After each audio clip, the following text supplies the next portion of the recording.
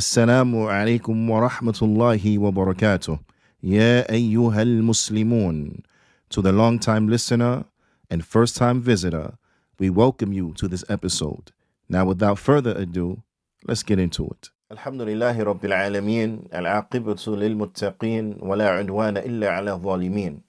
Allahumma salli ala nabiyyina Muhammad wa ala alihi wa sahbihi ajma'een, wa man tamassaka bi sunnatihi ila yawmiddin.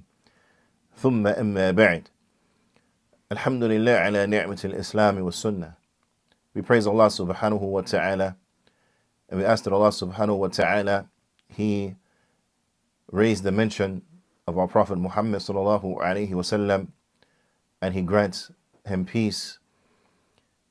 Alhamdulillah, Alhamdulillah, Allah subhanahu wa ta'ala He has guided us to Islam. And alhamdulillah, Allah subhanahu wa ta'ala has guided us to the Sunnah. Alhamdulillah, in the deen we have guidance for every aspect of our life. This is a ni'mah, bila shakku bila rayb, undoubtedly. This is a bounty from Allah subhanahu wa ta'ala that He has bestowed upon us. From the guidance that we have as Muslims is that we have textual proofs and evidences that has been revealed from the Lord of the heavens and the earth, that has been revealed unto us, that gives us direction as relates to our culinary habits. We know there are certain things that we are allowed to eat and certain things that we are not allowed to eat. And we have guidance as relates to this. But also we have guidance as relates to the quantity of what we are to eat.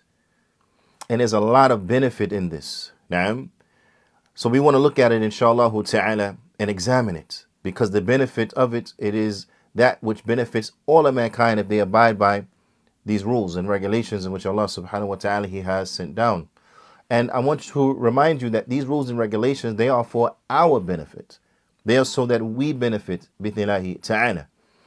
Ala kulli hal, the Prophet sallallahu alayhi wa sallam, he said, Ma mala'a adamiyun, that a human being does not fill wi'a'an, does not fill up anything, yani sharran min batan, that an individual, a human being, does not fill up anything worse, yani, than their stomach, or than a stomach. Naam, ma mala'a adamiyun wi'a'an sharran min batan, that a human being does not fill up anything more evil than a stomach, or more worse than a stomach. بحسب Adam, it is enough for the child of Adam. بحسب ابن Adam أكلات يقمن صلبه. It is enough for an individual that they eat just enough so as to keep their backs erect. Naam. Bithnillahi ta'ala, we're going to look at each phrase from this hadith, inshallah ta'ala. So we'll come and we'll get more into what is the meaning of that. Bithnillah. The Prophet sallallahu alaihi wasallam, he goes on to say, فَإِنْ كَانَ لَا مَحَالَ, and if there is no other option, no other way than what was aforementioned as relates to the quantity of what should be eaten, if there is no other way, فَثُلُثٌ لِطَعَامِهِ, then a third should be for his food. وَثُلُثٌ لِشَرَابِهِ, and a third should be for drink. وَثُلُثٌ لِنَفْسِهِ, and a third should be for air. A third should be for air. Rawahu Ahmad, this hadith has been collected by Imam Ahmad, wa Tirmidhi, and by Imam at-Tirmidhi, والنسائي, and by Imam النسائي, وابن ماجه, and by Imam Ibn Majah, وقال الترمذي, and at-Tirmidhi, he said this hadith is hadithun hasan. This is a hadith that is good. Is good. Naam, this is a hadith that is good. على كل حال, after looking at that and looking at the text of the hadith, we see guidance here. And I want all of us to pay attention, especially just after coming off of the month of Ramadan. Because in Ramadan, we were fasting during the day. as is well known. Now, after Ramadan, individuals have a tendency to slip back into bad habits as relates to their eating, to slip back into bad habits as relates to eating and the quantities and that in which they eat. It is important that we not only maintain good eating habits after Ramadan, but it is important that we make sure that we are eating healthy things and that we are not overindulging in any type of snacks, or we're not overindulging, period. Okay? When we look at this hadith, qawluh, the statement of the Prophet sallallahu alaihi wasallam, ma mala'a adamiyun, that a human being does not fill up, sharran min batin, does not fill up anything worse than a stomach. Qala muhaddith al-Madina, the muhaddith of Medina in our time, the great scholar, the Allama, Sheikh Abdul Muhsin al-Abbad al-Badr, hafidhahullah ta'ala, he mentioned in discussing and his explanation of this hadith, he said that al-wi'a'u huwa al-dharfu alladhi yuda'u fihi al-shay. He said that a wi'a, the wi'a, then this is something, a container that you will place something else in it. So it's a container and it holds and it stores other things. وَالشَّرُّ وِعَاءٍ مُلِئَ هُوَ الْبَطْنِ. And the worst container that is filled to its capacity, then it is the stomach. The stomach is the worst container that is filled. لِمَا فِي ذَلِكَ, because of what contains therein, مِنَ التُخْمَةِ, because of what is contained therein, and which will lead to indigestion, right? The filling of the stomach, it leads to indigestion. وَتَسَبُّبْ فِي حُصُولِ الْأَمْرَاضِ, and it is a cause by way in which the individual will become sick. Diseases, not just sick because of sickness it may pass, but that an individual will develop chronic diseases due to overeating. For example, any individual who is suffering from hypertension comes and is linked due to one's diet.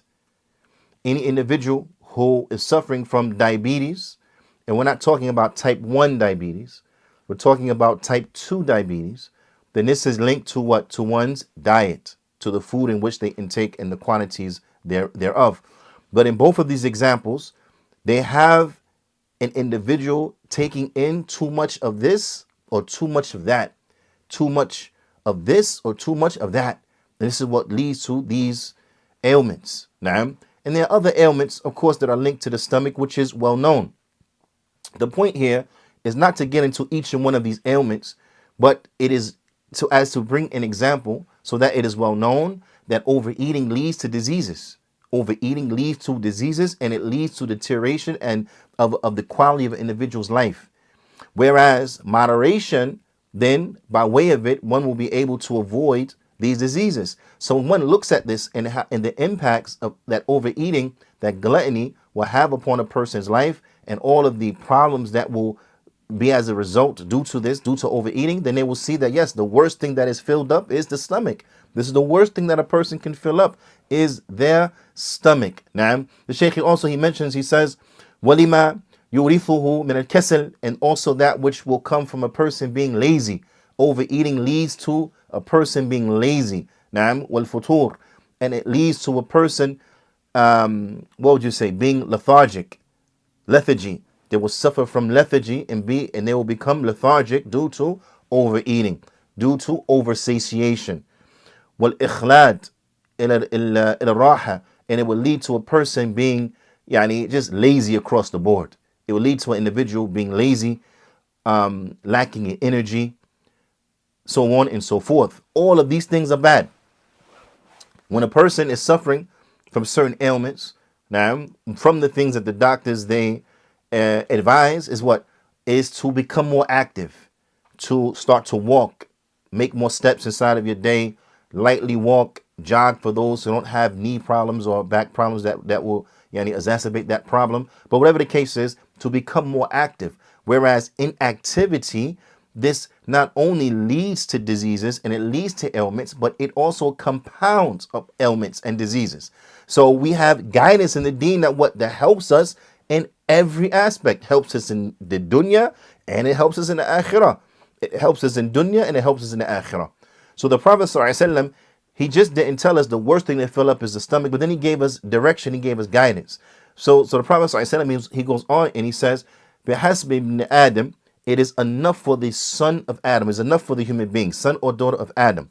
Ukulatun yuqibna sulba, it's enough for them that they eat enough to erect their backs. والمعنى يعني اليكفي ابن آدم عدد من الأكلات التي تحصل بها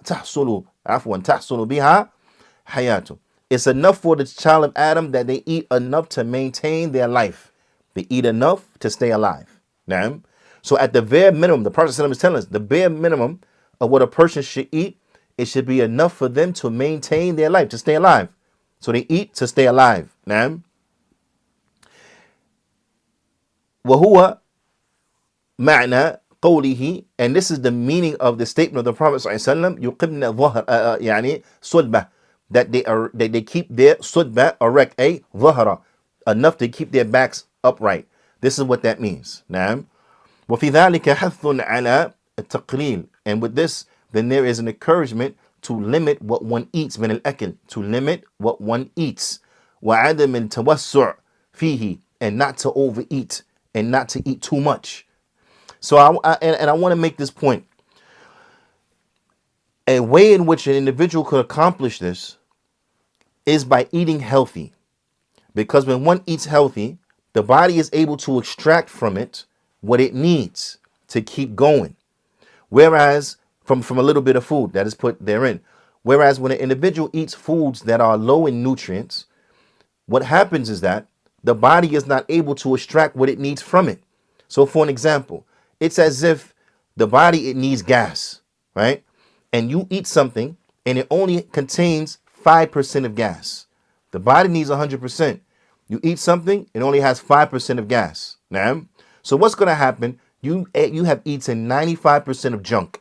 Just pure junk, has no benefit for you whatsoever. If anything, it's detrimental. It causes problems. Now, but this is what you've eaten. So what's going to happen? The body's going to want more. It's going to say, I didn't get the fuel I need. So eat again. Eat some more. I need more fuel.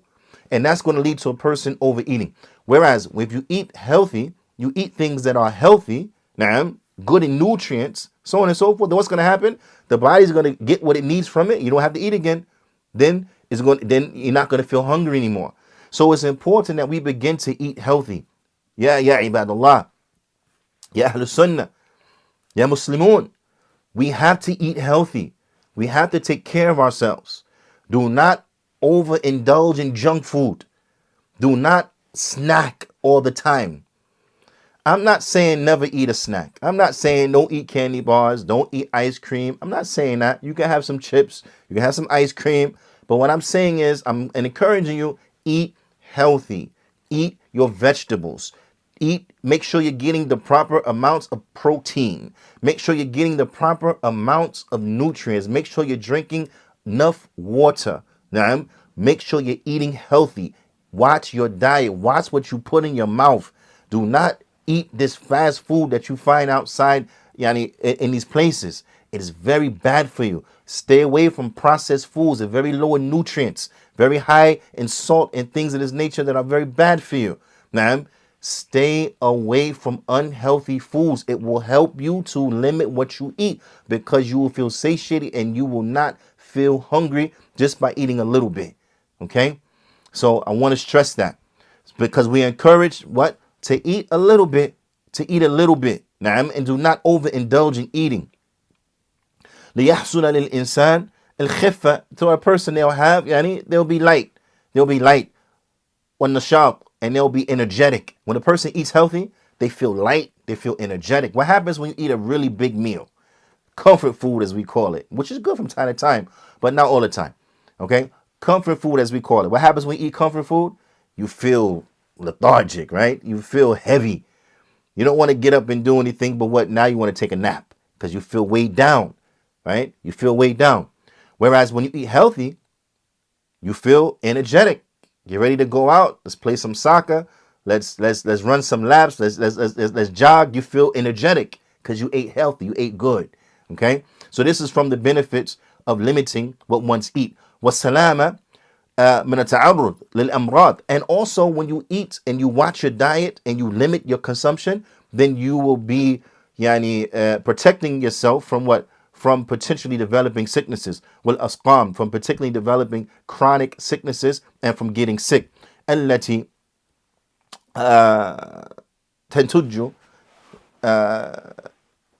تنتج عن الكثرة الأكل. Those sicknesses and those chronic ailments that are a result of overeating, of eating too much.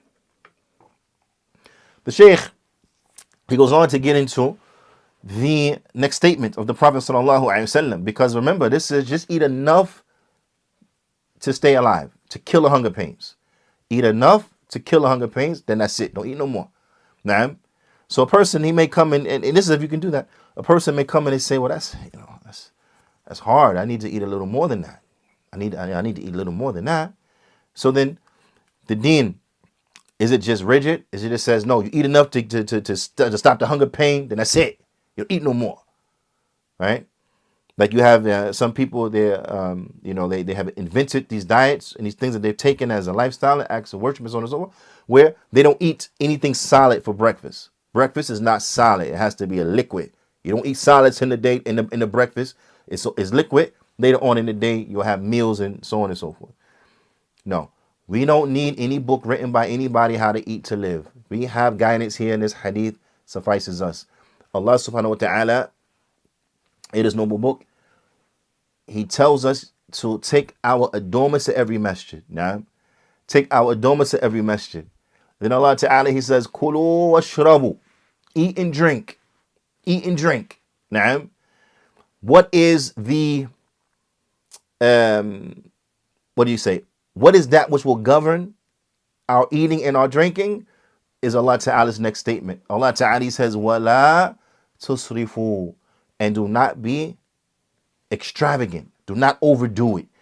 Eat and drink, what? Moderately. Don't overdo it. Eat and drink moderately. Don't overdo it. So as long as we eat and drink and moderately, then we're good. Then we're good. So if you want to eat some solid foods for breakfast, do that. Just don't overdo it. Don't oversatiate yourself. Don't fill up your belly. But eat and drink. Just make sure it's moderate. So we have what we need between this ayah and between this hadith. We don't need any book written by anybody talking about how to eat to live. No, we know how to eat to live from the Kitab and the Sunnah. That's it. In any event, and those who know what I'm talking about, you know what I'm talking about. Those who don't, you got enough to understand where we're going. We have the guidance here in the book and the Sunnah. We don't need this other stuff. Okay? Ala kulli hal. So now, what if you need to eat a little more than just, just to kill the hunger pains, which is some people like that. Now, I'm like that. I need to eat a little more. Maybe you're like that too. Got to eat a little more, right? So the Prophet said, فَإِنْ كَانَ لَا مَحَالَ. And if it is the case that there's no way around it, you have to eat a little more. Then the Prophet he gave us what? Guidance. نعم. فَثُلُثٌ لِطَعَامِهِ. So then just 1/3 for his food. So you fill up your stomach, 1/3 food. Naam. وَثُلُثٌ لِشَرَابِهِ. And 1/3 drink. Because you got to drink. Got to make sure you're drinking water. You stay hydrated. Okay. So 1/3 of your stomach is for food.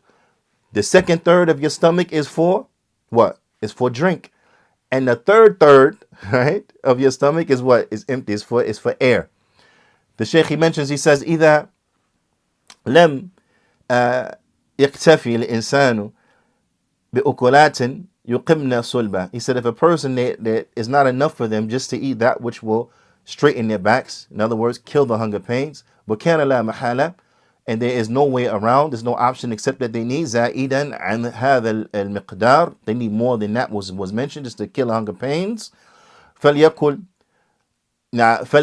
so therefore let it be ما يؤكل ويشرب في حدود ثلثي البطن. Then let what he eats and what he drinks fill up 2/3 of his stomach. Let it fill up 2/3 of his stomach. Okay? لِيَبْقَى ثُلُثٌ, so that the third, it remains empty. يُمْكِنُ مَعَهُ التَّنَفُّسُ بِالسُّهُولَةِ, so that a person could breathe with ease. Now, so that a person can breathe with ease. Because as aforementioned, when you overeat, it becomes what? Hard to breathe even. Person, they start huffing and puffing and it's hard to breathe. Why? Because they ate too much. So our standard for eating is that when you eat, if you have to eat more than that which will just kill the hunger pains, no problem. But make sure it's 1/3 for food, 1/3 for drink, and 1/3 for air so you can breathe. Now, does this mean that it is haram to eat and then you got full? No. No. We have texts where some of the Sahaba, they ate until they're full. Now, like the famous hadith where Abu Hurairah was drinking, which was from the miracles of the Prophet sallallahu alaihi wasallam, because the container, everyone was able to drink their full from the same container. That it wasn't big enough for everyone to drink to that extent. But Allah Ta'ala, He increased the volume of the milk, and this was one of the miracles of the Prophet sallallahu alaihi wasallam. But in any event, the Prophet sallallahu alaihi wasallam, he told Abu Hurairah drink. He kept drinking, kept drinking, until he got full. He said, I can't drink no more. And then he gave the containers to everyone else that was there, and then they drank and they got full. So it's okay from time to time to drink until you got full, as we see here in this hadith. It's not a problem. The point here is that do not make that your habit, because when you make that your habit, then it's going to cause problems. It's going to cause health problems for you, and it's going to affect your energy level, which in turn is going to affect your ability to worship Allah subhanahu wa ta'ala. So I want you to think about that. Now, I just want you to consider this. Because, and just as ala sabili mithal, for those who develop diabetes due to overeating and due to eating too much junk food and too much sugar, right? What happens when you develop diabetes and your diabetes becomes really bad? What happens? You can't fast anymore. So it has an effect. It has an effect. Although a person will still be rewarded, for being what they would have done if they were healthy, due to what they used to do when they were healthy. But still, you and I know as Muslims, the pain it will be for it to be said unto you that you cannot fast in Ramadan. Do you get my point? Do you understand what I'm saying? So yes, it will have an ill effect upon your health. Naam. And then for those who, even after being diagnosed with diabetes, or it becomes so bad that they start to develop other problems, which may lead to their limbs being amputated. A limb being amputated, which in most cases it presents inside of the feet being amputated, that makes Hajj and Umrah very difficult. So yes, bad eating, it could lead to ailments that will have bad effects upon your worship. So I want you to reflect on this and consider this, especially those who are young. For those who are young, pay very close attention to this, because you are susceptible of developing these issues later on in life. So make sure that you establish good eating habits as a youth, that you would take on with you throughout your life, bi'ithnillahi ta'ala. And listen, what that means is that I encourage the brothers, learn how to cook. Women too, of course. Yeah. You say, I say, right? Women, you should know how to cook, sisters. But likewise, brothers, you too should learn how to cook. It's not just for the women, also for you, brothers. Because, especially living in this country, the only way you're going to be able to eat healthy like that, you have to learn how to cook. You can't be eating outside all the time, because that food out there is horrible. It's bad for you. Might taste good, but it's really bad for you. So you have to learn how to cook, inshallah. This is my advice to everybody. Learn how to cook healthy, eat good. And eating good doesn't mean it has to be nasty. That's why you learn how to cook, so you can eat good and it still tastes good. The Shaykh, he goes on to mention, مِمَّا يُسْتَفَادُ مِنَ الْحَدِيثِ, from that which we benefit from this particular hadith. 4 points. Inshallah ta'ala, I'll just read them, the translation, because I don't want this to go on longer than what it has already gone on, because it's been longer than I anticipated, but in any event, than I planned for, in any event. The Sheikh, he says the first one is that this gives us the mannerisms, the legislative mannerisms of how one is to eat. Now, and that which is needed, and the portion of food that is needed at a very bare minimum for an individual to sustain themselves.